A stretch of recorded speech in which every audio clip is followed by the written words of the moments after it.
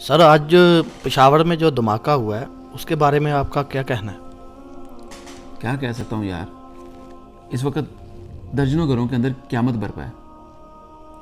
हमारी तो उन लोगों के लिए दुआएं हैं, हम उनके साथ खड़े हुए हैं हमेशा की तरह।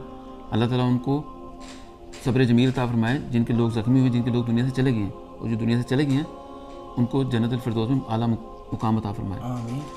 लेकिन मुझे ये बात करनी कि आप लोग कितने बेशर्म हैं कि लोगों के घरों में क़यामत है और आप पब्लिक के मुंह में ये डाल के पूछ रहे हैं कि क्या ख्याल है, क्या ख्याल हो सकता है मेरा। ऊपर से आप हंस रहे हैं। बेशर्मी का ये लेवल है आप लोगों का कि आप लोगों को नहीं पता कौन करता है, कौन करवाता है। ये एक मुल्क है, ये छोटा सा घर नहीं है, कोई भी ताकतवर फलांग के जाकर अटैक कर देगा। जब तक कोई अंदर मुलव्वस नहीं होता तब तक कोई चीज़ नहीं होती।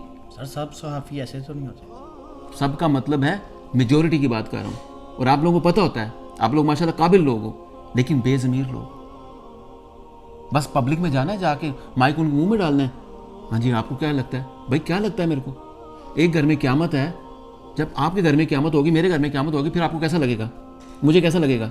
वही लग रहा है उनको, और वही मुझे अभी भी लग रहा है। जाओ, जाके किसी की हेल्प कर सकते तो वो करो जाके। और आप लोगों को पता है कौन करता है और कौन करवाता है। खुदारा थोड़ा ज़मीर को ज़िंदा करो, इस बात पे बात करो, ताकि ये चीज़ हमेशा हमेशा के लिए ख़त्म हो जाए।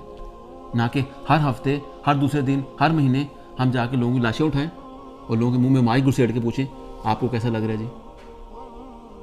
बेशर्म।